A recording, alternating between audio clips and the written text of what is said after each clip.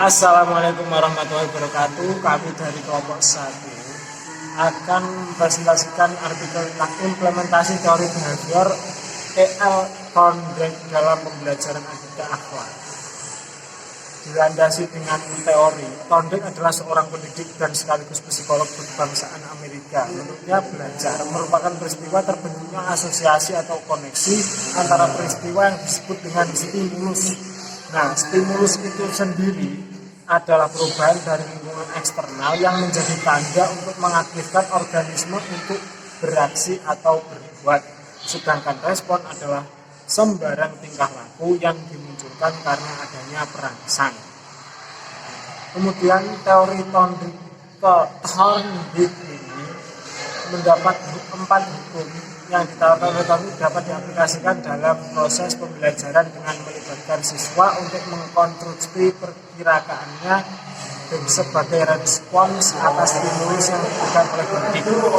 Yang pertama adalah teori behaviornya Edward Lee Thorndike ini.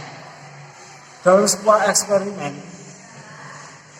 Thorndike ini membuat objek sebuah kucing yang dimasukkan dalam sangkar, kemudian sangkar tersebut diberi bel yang dimana belnya tersebut ketika ditekan kucing itu akan keluar.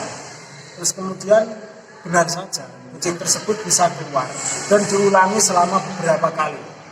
Awalnya kucing tersebut meronta-ronta hingga tidak bisa keluar dan pada akhirnya bisa keluar.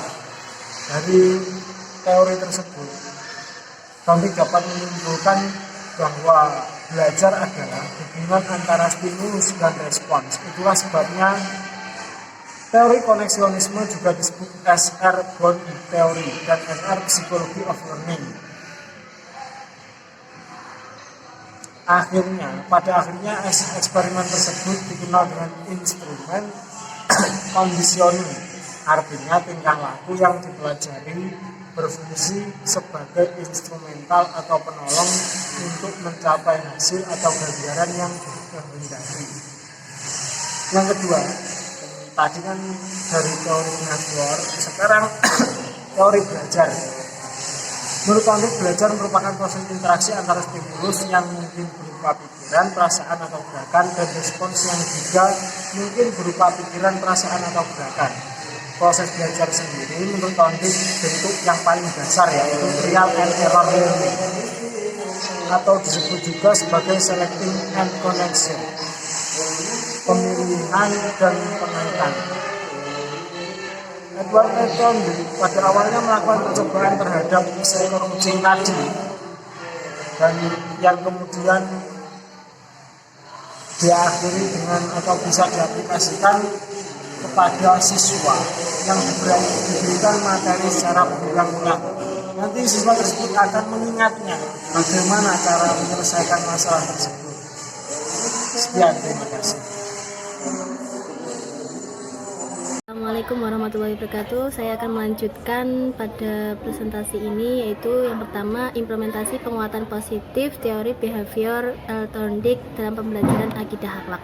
Thorndike mengatakan bahwa yang berakibat positif untuk perubahan tingkah laku adalah hadiah, sedangkan hukuman tidak berakibat apa-apa. Penguatan adalah bentuk respon yang merupakan bagian dari modifikasi tingkah laku guru terhadap peserta didik, bertujuan memberikan informasi atau umpan balik bagi si penerima atas perbuatan. Keterampilan memberikan penguatan merupakan keterampilan yang arahnya untuk memberikan dorongan, tanggapan, atau hadiah bagi peserta didik. Penguatan positif dalam pembelajaran akidah akhlak yaitu suatu rangsangan atau stimulus yang memperkuat atau mendorong suatu respon atau tingkah laku tertentu. Penguatan positif berupa reward atau ganjaran, hadiah atau imbalan, baik secara kata-kata atau ucapan pujian maupun secara isyarat. Akan dilanjutkan teman saya. Bismillahirrahmanirrahim. Saya Mu'alifatul Mutamimah ingin menjelaskan mengenai implementasi penguatan negatif dalam pembelajaran akidah akhlak. Dalam tahap ini, Thorndike menggagas beberapa ide penting yang berkaitan hukum-hukum belajar, yaitu diantaranya ada hukum kesiapan, hukum latihan, hukum akibat, dan hukum sikap. Hukum latihan ini menjelaskan kemungkinan kuat dan lemahnya hubungan stimulus dan respon. Hubungan antara stimulus dan respon akan semakin melemah jika latihan tidak dilanjutkan atau ikatan saraf tidak difungsikan sebagai mestinya. Ini bagian dari hukum latihan yang disebut dengan hukum ketidakgunaan. Pada intinya, hukum latihan adalah sebuah kemampuan yang dimiliki seseorang akan kesiapan menguat apabila seseorang tersebut terus melakukan atau menggunakan kemampuannya secara terus-menerus. Sebaliknya, kemampuan seseorang tersebut akan semakin melemah atau bahkan menghilang apabila seseorang tidak melakukan kemampuan tersebut secara terus-menerus. Mungkin cukup itu dari saya. Wassalamualaikum warahmatullahi wabarakatuh.